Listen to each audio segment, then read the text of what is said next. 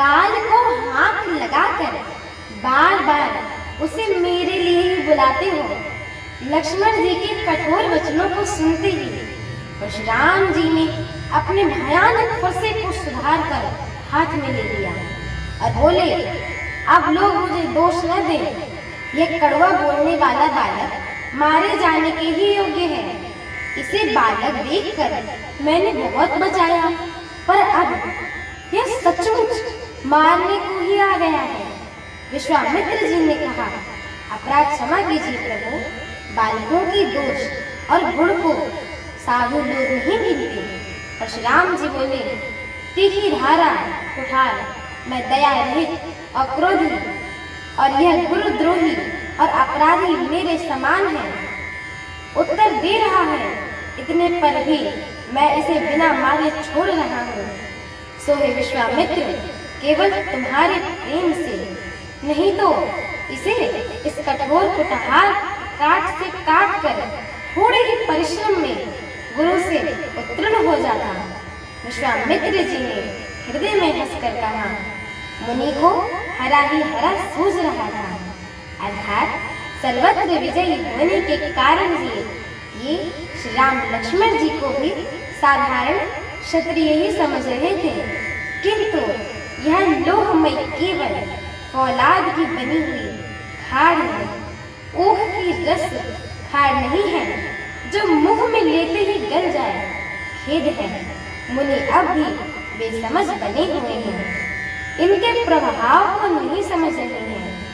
लक्ष्मण जी ने कहा, हे मुनि, आपके शील को कौन नहीं जानता है, वह संसार भर में प्रसिद्ध है।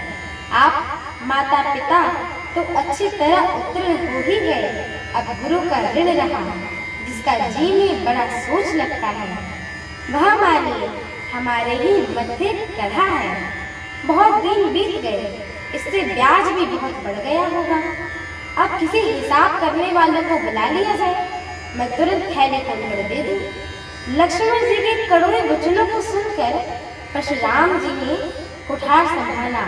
सारी सभा हाय हाय करके पुकार उठी। लक्ष्मण जी ने कहा, हे भृगुश्रेष्ठ, आप मुझे हर्षा दिखा रहे हैं, पर हे राजाओं के शत्रु, मैं ब्राह्मण समझकर बचा रहा हूँ। आपको कभी रणधीर बलवान वीर नहीं मिले। हे ब्राह्मण देवता, अब घर में ही बड़े हैं।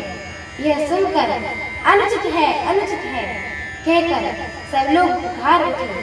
तब श्री रघुनाथ जी ने इशारों से लक्ष्मण जी को रोक दिया। लक्ष्मण जी के उत्तर से जो आहुति के समान थे, परशुराम जी के क्रोध रूपी अग्नि को बढ़ते हुए देखकर रघुकुल की सूर्य प्रभु श्री रामचंद्र जी ने जल के समान शांत करने वाले वचन बोले। हमारे आगे की श्री राम कथा को सुनने के लिए हमारे चैनल को लाइक, शेयर, सब्सक्राइब एवं कमेंट अवश्य करें। एवं आप सभी भक्तगणों से हम दोनों बहनों की एक छोटी सी विनती है कि कृपया आप सभी हमारे श्री रामचरितमानस जी का यह पाठ पूरा सुना करें, क्योंकि यह जो श्री रामचरितमानस जी है ना, इनकी एक एक चौपाइयाँ, एक एक शब्द एवं एक एक अक्षर महामंत्र के समान होता है।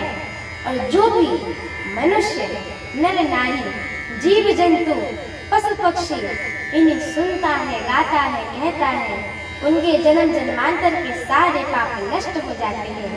एवं आप सभी प्रदेशवासियों को हम दोनों बहनों की तरफ से नवरात्रि के तृतीय दिवस की हार्दिक शुभकामनाएं। माता दुर्गा की असीम कृपा आप पर एवं आपके परिवार पर सदैव बनी रहे। बोलिए सच्चे दरबार की जय हो। प्रभु सियावर रामचंद्र की जय हो। माता जानकी की जय हो। पवन सुत हनुमान